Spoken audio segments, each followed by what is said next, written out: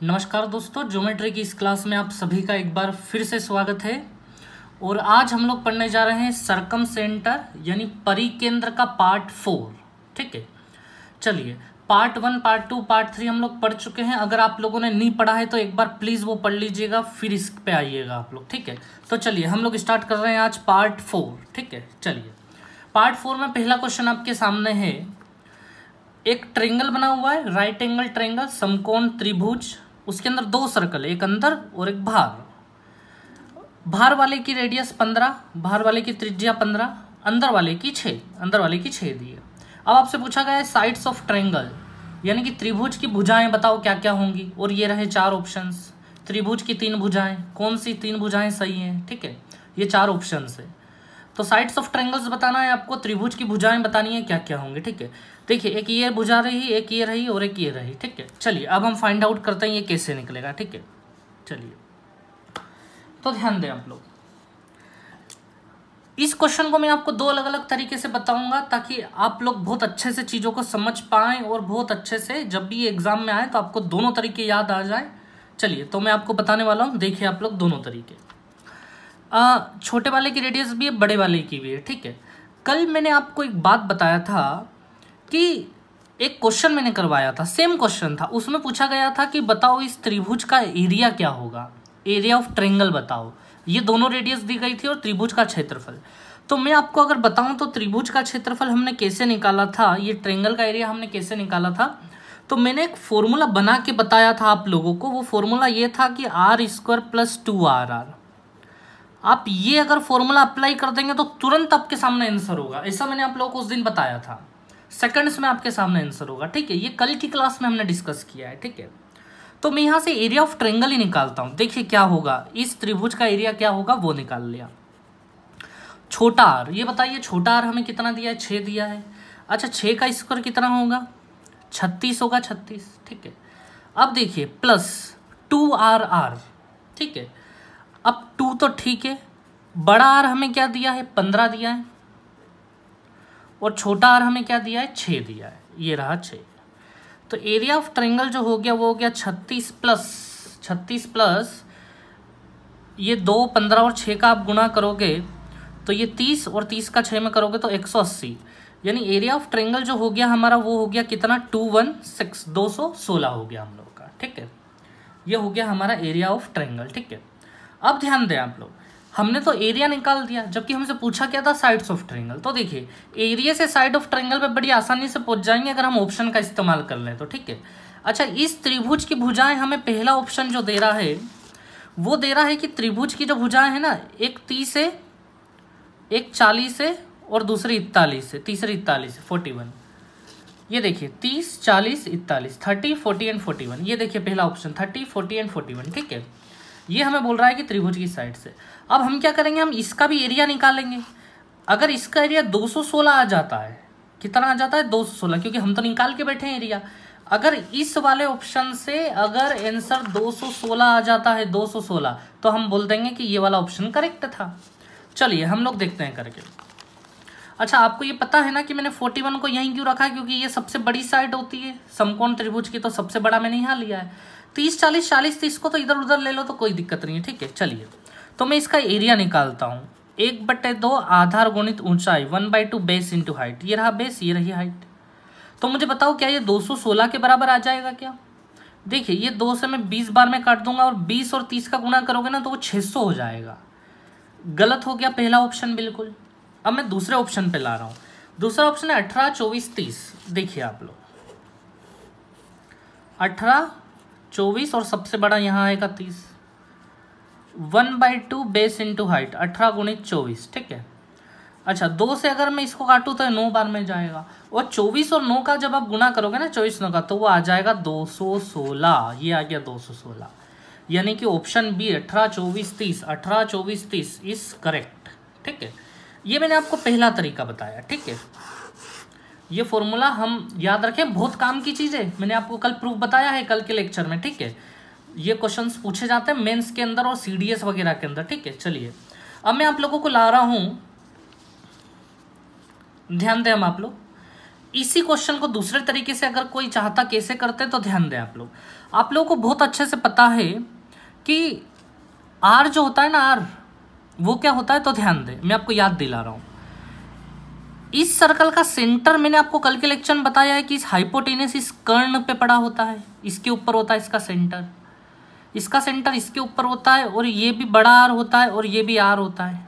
ठीक है, ध्यान से समझ रहे हैं आप लोग इस चीज को, ये भी आर होता है और ये भी आर होता है। ठीक है, तो ये वाला आर हमें 15 दिया है, आर 15 दिया, इसका मतलब ध्यान दें, अगर मैं इस वाली साइड को, जैसे ध्यान दें आप लोग, बड़े ए के सामने छोटा ए होता है, इस साइड को हम ए बोलते हैं, बड़े सी के सामने छोटा सी होता है। ठीक है, आराम से समझिएगा आप लोग, बड़े ए के सामने ए, बड़े सी के सामने सी, और बड़े बी के सामने ये बी होता है, पूरा का पूरा ये बी होगा, ए से लेके सी तक कितना होगा, बी होगा। ठीक है, अब देखें आप लोग, ध्यान दीजिएगा, जैसे मैंने आप लोगों को बताया था ये बी है ना, अगर मैं आर की बात करूं, आर की, तो आर होता है हाइपोटेनस, कर्ण का आधा है क्या नहीं, ये आर देखिए, आर ये पूरी लाइन का आधा है या नहीं, कर्ण का आधा, यानी पूरी लाइन बी की है, पूरी लाइन बी है, तो आर b/2 है, b/2, बी का आधा।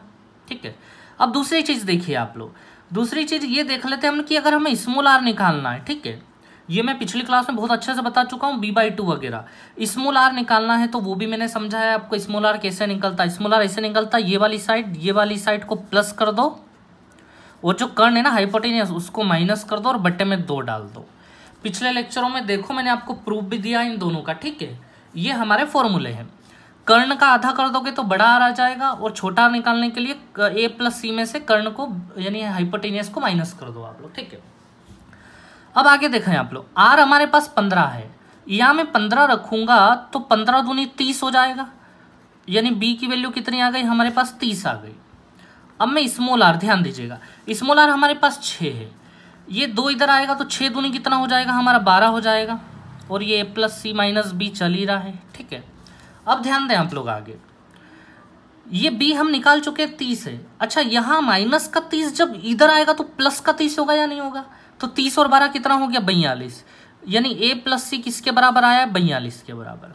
बस अब देखिए आप लोग, b = 30 और a + c = 42। ठीक है, अब ध्यान देना, अब काम की बात, अब हम उठाएंगे ऑप्शन में देखिए आप लोग, पहला ऑप्शन अगर आप देख रहे हैं तो हाँ, b = 30, तो एक 30 तो कहीं ना कहीं लगा हुआ है ही सही, लेकिन मुझे बताओ क्या बचे हुए दोनों का लोग, a + c बचे हुए दोनों का क्या योग 42 हो रहा है, सम 42 हो रहा है क्या, 40-41 जोड़ू तो 42 हो जाएगा, नहीं होगा ऐसा। चलो दूसरे ऑप्शन की ओर अगर आए हम लोग, b = 30, तो देखिए एक 30 तो दिख रहा है, क्या बचे हुए दोनों का योग 42 हो जाएगा, 42 बिल्कुल हो जाएगा, आप 18 और 24 को जोड़ोगे तो 42 हो जाएगा। ठीक है, तो चलिए इसी के साथ हमारा पहला क्वेश्चन यहाँ पे फिनिश होता है, ऑप्शन बी इज करेक्ट। दोनों तरीके से हम लोगों ने देख लिया। ठीक है, चलिए अब हम आगे बढ़ते हैं। ठीक है, अब हम आते हैं क्वेश्चन नंबर 2 की तरफ। देखिए इस क्वेश्चन को आप लोग, पहले मैं अच्छे से समझा देता हूं। O इज सर्कम सेंटर परिकेंद्र, I इज इन सेंटर अंतः केंद्र। O जो सर्कम सेंटर है वो ट्रायंगल ABC का है, ABC का O है, और I जो अंतः केंद्र है, इन सेंटर है, वो ट्रायंगल OBC का है। ध्यान देना, I इन सेंटर है OBC का, इस ट्रायंगल का सेंटर ये है I, है ना। ठीक है, एंगल दिया है 50, तो एंगल BIC क्या होगा, BIC ये रहा, ये I, बीच वाले को टारगेट करते हैं हम, BIC मतलब I निकालना है हमें। चलिए बहुत आसान काम है, मैं आपका एक बार फिर से छोटा सा पहले रिवीजन करवा देता हूं। आप मुझे ये बताएं, किसी भी ट्रायंगल के अंदर, किसी भी ट्रायंगल में घुस जाएं आप लोग। ठीक है,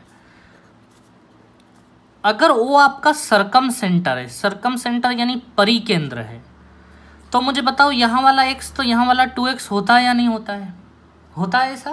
ठीक है, और ऐसे ही मुझे ये बताएं, यहाँ सर्कम सेंटर के साथ एक इन सेंटर मतलब अंतः केंद्र, उसका भी यूज है, इन सेंटर का भी यूज है।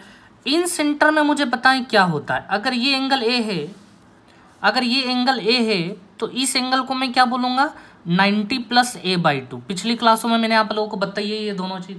इस एंगल का नाम अगर A है तो ये वाला एंगल होगा 90 + a/2। ठीक है, चलिए अब मैं यहाँ आपको यहाँ बता रहा हूँ सारी चीज़ें। ठीक है, इन लोगों ने हमें एंगल 50 का दिया है, ये हमारा 50, तो मुझे बताओ ए से हम एंगल ओ निकाल सकते हैं इसका डबल करके, ये एक्स तो ये 2x, तो 50 का डबल कितना होगा 100 होगा। तो ये वाला जो एंगल है ना, ये वाला एंगल, इसको मैं बाहर लिख लेता हूँ। ये एंगल कितने डिग्री का आ गया हमारे पास 100 डिग्री का आ गया, ठीक है। ये 50 तो ये 100 हो गया, ठीक है। अब देखिए आई वाला कैसे निकलेगा आपके सामने, ठीक है। तो ध्यान देना आई वाला कैसे निकलेगा, ठीक है।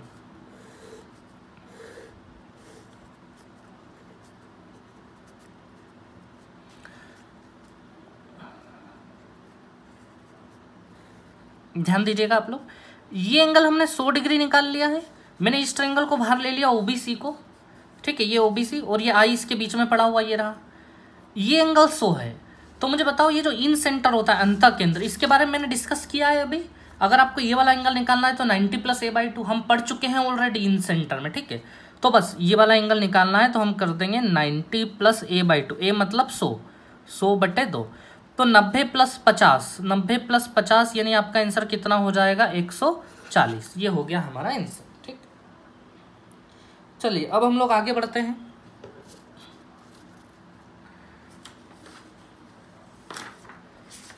आगे बढ़ने से पहले एक बेसिक सी बात है जो हम सीख लेते हैं, ध्यान दीजिएगा आप लोग, ठीक है।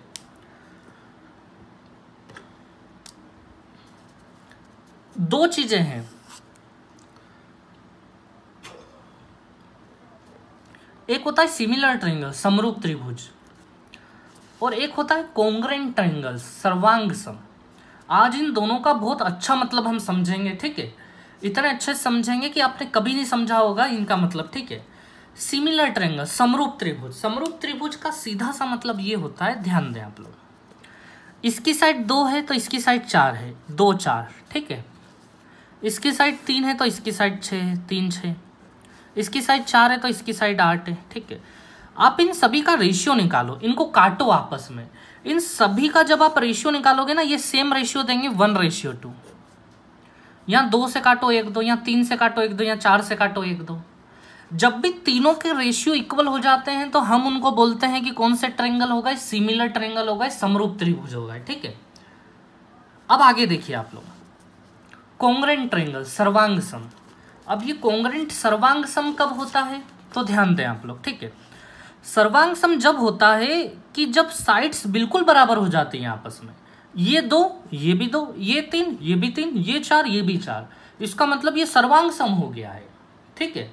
सर्वांग सम हो गया मतलब सब कुछ बराबर, कॉन्ग्रुएंट हो गया है ये।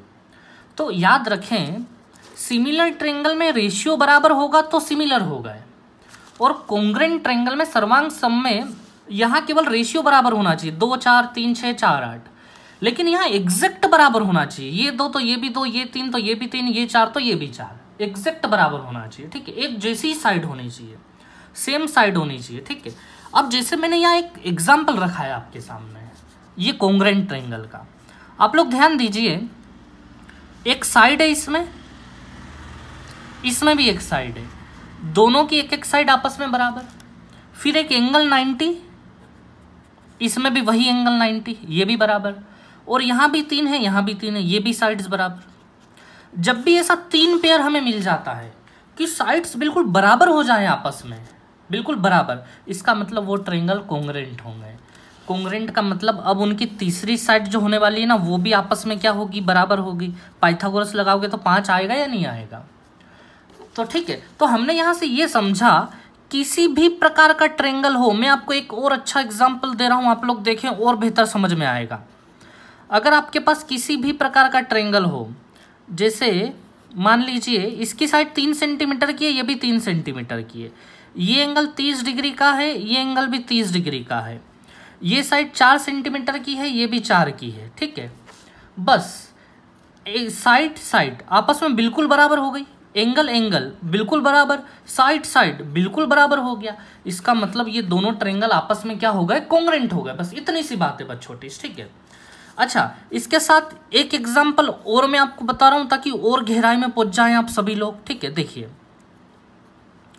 मान लीजिए ये 30 डिग्री, ये 40 डिग्री, इधर भी ये 30 डिग्री, ये भी 40 डिग्री, ये साइड 5 की, ये साइड भी 5 की हो गई आप लोगों की। अब आप देखें, एंगल 30 एंगल 30, एंगल एक जैसा, साइड 5 साइड 5, साइड एक जैसी, बिल्कुल बराबर साइड हो गई है ना। और ये एंगल 40, एंगल 40, ये भी एंगल सेम हो गया, यानी कि ये क्या हो गया आपस में कॉन्ग्रुएंट, मतलब अब तीसरी साइड भी आपस में क्या हो जाएगी, बराबर हो जाएगी। ठीक है, ये बात हमें समझना बहुत जरूरी है। ठीक है, अब अगर हम बात करें इन दोनों के डिफरेंस की कि सिमिलर और कॉन्ग्रुएंट में डिफरेंस क्या है, तो भैया जितने भी कॉन्ग्रुएंट ट्रायंगल होंगे वो सिमिलर तो होंगे ही होंगे। ठीक है, सिमिलर में रेशियो सेम होना चाहिए, तो रेशियो तो सेम है ही सही, 1:1, 1:1, 1:1, 2 मतलब 1:1, 4:4 मतलब 1:1, 3:3 मतलब 1:1, रेशियो तो सेम है ही सही। इसमें भी हर कॉन्ग्रुएंट ट्रायंगल, हर सर्वांग सम ट्रायंगल सिमिलर तो होगा ही होगा, लेकिन हर सिमिलर ट्रायंगल कॉन्ग्रुएंट बिल्कुल नहीं होगा। कॉन्ग्रुएंट की शर्त है कि बिल्कुल बराबर होनी चाहिए चीजें, तभी वो सर्वांग सम, तभी वो कॉन्ग्रुएंट कहलाएगा। ठीक है, चलिए, तो इसको डिस्कस करना बहुत जरूरी था। अब हम लोग, मैं ऐसा क्वेश्चन देता हूं जो इनसे जुड़ा हुआ है। ठीक है, चलिए, तो मैं आपके सामने वो क्वेश्चन ला रहा हूं, देखिए आप लोग, ये रहा हमारा वो क्वेश्चन नंबर 3। ठीक है, डी पैरेलल एफ सी, ये एक ट्रायंगल एबीसी है, यहां बताया जा रहा है, देखिए एबीसी पैरेलल है और ये लाइंस क्या हैं, किधर क्या क्या आ रही हैं, तो वो इधर डिटेल लिखा है इस क्वेश्चन का। ठीक है, सबसे पहले डी पैरेलल है एफ सी के, मुझे आप लोग ये बताएं कि डीई लाइन कहाँ पे आई है, डी कहाँ पे। ठीक है, ये डीई है, ये पैरेलल है बीसी, बीसी ये रही, ये पूरी लाइन का नाम ही क्या है, बीसी है। ठीक है, डी और आपस में पैरेलल बीसी है। BD is bisector of angle B, bisect मतलब द्विभाजक, ये जो बीडी है ना, बीडी ये बाइसेक्टर है। बाइसेक्टर मतलब ये वाला एंगल और ये वाला एंगल आपस में बराबर हो गया। ठीक है, ये बाइसेक्टर हो गया आप लोगों का। ठीक है, AC बराबर 12 सेंटीमीटर, AC जो है ना, AC मतलब यहाँ से लेके यहाँ तक ये AC, ये 12 सेंटीमीटर का। अब आपको क्या निकाल के देना है, आपको निकाल के देना है कि AE की लंबाई क्या होगी। ठीक है, AE की लंबाई, चलिए समझते हैं हम लोग इस क्वेश्चन को। बहुत अच्छा क्वेश्चन है ये आपको समझ में आ रहा है। ये एंगल बाइसेक्टर है, मतलब ये एंगल अगर हम थीटा ले लें तो ये भी थीटा ही होगा, दोनों थीटा थीटा ही होंगे। ठीक है, अब आप लोग समझिएगा ध्यान से, ADB और BDF ट्रायंगल को देखिए आप लोग, एक है ADB, एक है BDF। ठीक है, दोनों ट्रायंगलों को देखिए आप लोग, इन ट्रायंगलों में क्या हो रहा है। ADB में घुसोगे तो एक एंगल आपको थीटा मिलेगा, BDF में भी घुसोगे तो एक ट्रायंगल आपको थीटा मिलेगा, मतलब एंगल बराबर, इस ट्रायंगल में और इस ट्रायंगल में एंगल बराबर। इसके बाद इसकी एक साइड BD है तो इसकी भी एक साइड BD है, मतलब एक एक साइड दोनों की बराबर, BD कॉमन साइड है ना दोनों की, तो बराबर हो गई एक एक साइड। उसके बाद इस वाले में ये वाला एंगल 90 का दिया है हमें एंगल, तो नीचे भी ये वाला एंगल 90 का दिया है। इसका मतलब कि साइड्स, क्योंकि साइड आपस में बिल्कुल बराबर थी बिल्कुल, और साइड बिल्कुल बराबर थी, इसका सीधा सा मतलब ये हो गया कि भैया ये दोनों ट्रायंगल आपस में कॉन्ग्रुएंट हो गए, और कॉन्ग्रुएंट सर्वांग सम हो गए। सर्वांग सम होने का मतलब ये हो गया कि अब इन दोनों ट्रायंगलों की सारी चीजें आपस में बराबर होंगी। देखिए, इस ट्रायंगल का बेस तो दोनों के बराबर है, ये BD दोनों की साइड से, इसकी भी है इसकी भी है, इन दोनों की हाइट, इसकी हाइट ये रही, इसकी हाइट ये रही, ये दोनों भी आपस में बराबर होंगी। ठीक है, या आप ऐसा देख लें, यहाँ थीटा है तो थीटा के सामने वाली साइड और इधर भी थीटा के सामने वाली साइड, एक जैसे एंगल्स के सामने वाली साइड्स आपस में बराबर होंगी। ठीक है, तो ये दोनों साइड्स हो गई आपस में बराबर आप लोगों की, ये भी साइड और ये भी साइड हो गई बराबर। ठीक है, चलिए, तो और बची हुई साइड्स ये देखिए, 90 के सामने वाली ये साइड, 3 डॉट दे देता हूँ, 90 के सामने वाली ये साइड, ये भी आपस में बराबर हो गई। ठीक है, अब आप लोग देखिएगा। ठीक है, अब यहाँ से बहुत आसान सा एक हमारा क्वेश्चन ये बन गया है। कैसे आसान सा बन गया है वो मैं आपको बताता हूँ। अब इस वाले ट्रायंगल को मैं बाहर निकाल रहा हूँ,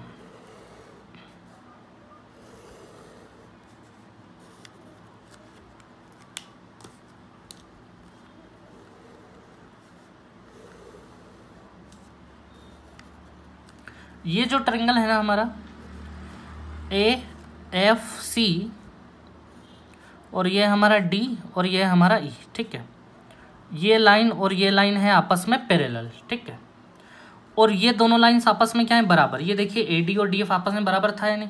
बराबर का मतलब ये अगर 1 रेशियो तो ये भी 1 रेशियो। कुछ याद आया आप लोगों को? मैं इतने दिनों से करीब लगभग हर लेक्चर में एक चीज़ का यूज़ कर रहा हूँ। जब भी दो लाइंस पैरेलल होती हैं तो इन दोनों का रेशियो 1:1, तो फिर इन दोनों का रेशियो भी क्या होगा? 1:1 ही होगा। इन दोनों का रेशियो 1:1 तो इन दोनों का भी 1:1 ही होगा। तो मुझे बताओ, ये AC पूरी लाइन अगर 12 की है तो हम A निकाल लेंगे या नहीं निकाल लेंगे? A से E तक बिल्कुल निकाल लेंगे, क्योंकि ये भी 1 मतलब आधा इसको दे दो, आधा इसको दे दो। तो मुझे बताओ टोटल 12 का है तो A से लेके E तक 6 हो जाएगा या नहीं हो जाएगा? तो हमारा फाइनल आंसर हो गया 6। आंसर हो गया हमारा 6। ठीक है, चलिए दोस्तों, thank you very much. Video पसंद आया सब्सक्राइब और लाइक और शेयर करते रहें आप लोग। हम ऐसे ही वीडियो बनाते रहेंगे। Thank you very much.